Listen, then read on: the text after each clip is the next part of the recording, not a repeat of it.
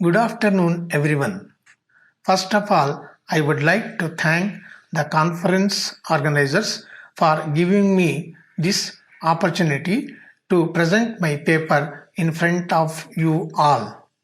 Today's topic for the presentation is Women and Water Management in Karnataka. Introduction.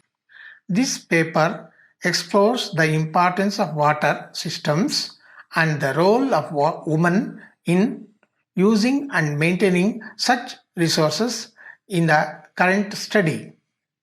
Despite the current water crisis, women may play a significant role in building a sustainable water order that we will see today. No water, no life. As we see here, the earth is 75% water, but fresh water availability for human sustenance is just 1% only. So, an integrated approach to the governance of coordinated development and management of water, land, and associated resources is highly required.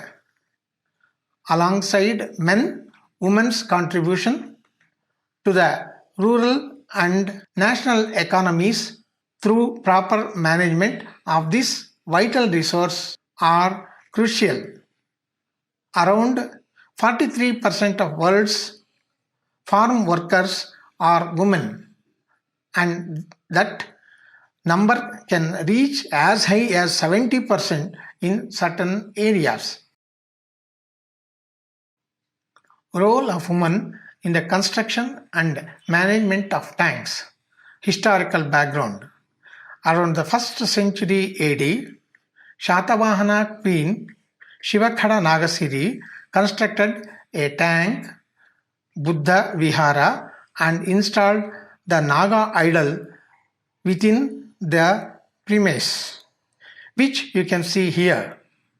This acts as a strong historical reference of women taking charge of water management.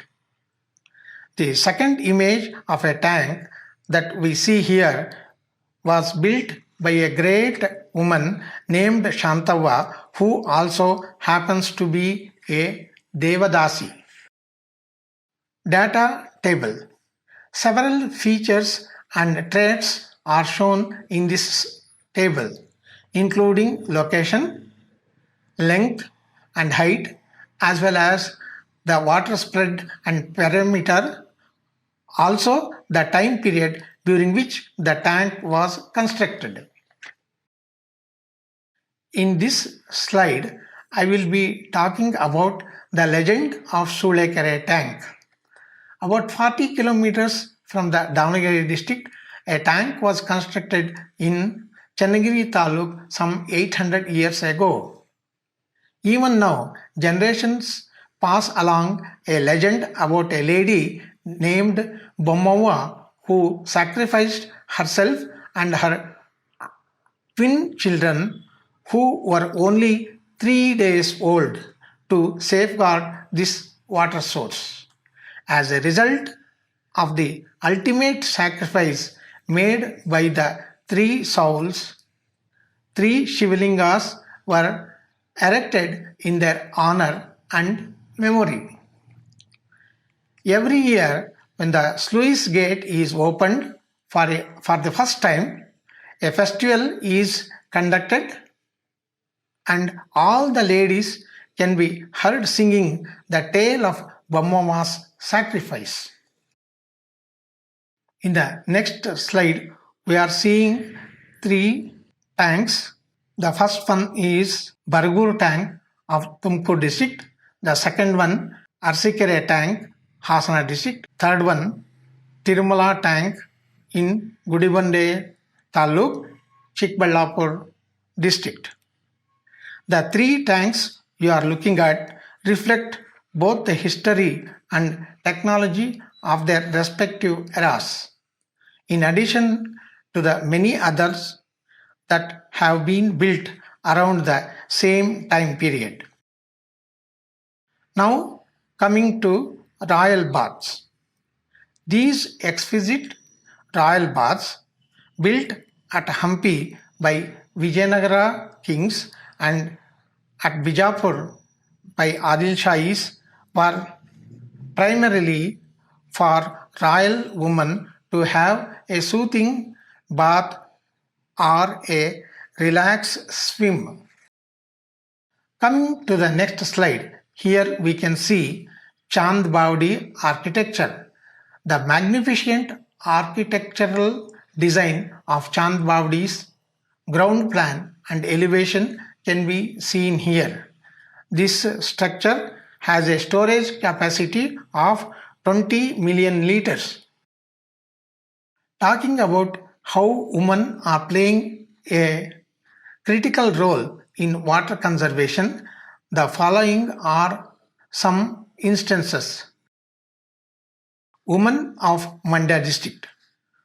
Women in Mandya district of Karnataka came forward to restore various water bodies such as lakes, ponds and irrigation tanks in around 31 drought-stricken villages, following in the tracks of a similar event that occurred in the Gulbarga district area.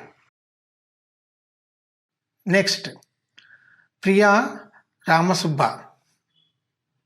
This lady is credited with restoring a 400-year-old polluted water tank at Kaikondanahalli village in Bangalore suburb, Karnataka. She worked to run the polluted lake into fresh water, and today the lake is home of over 40 species of flora and fauna. Last but not the least, Saiti Pingali.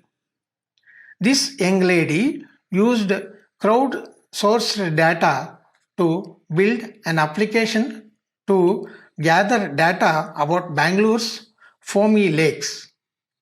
Vattur Lake's foam, for example, was studied as a part of her study on the origins of pollution along with the 9 other tanks in the vicinity. She is currently enrolled in the Civil and Environmental Engineering Department at University of Michigan to learn more about water pollution. Coming to the conclusion, ultimately, women's abilities unfold from royal families to ordinary people, and the need for water becomes apparent. Their gender and other factors such as social and economic conditions have never stopped them from playing a significant role in various situations. Following some of my interviews and trips, I have come to the opinion that the water problem can be handled by resurrecting many of our heritage water bodies in order to restore the richness as well as the ecological revival of Mother Nature's resources. Thank you.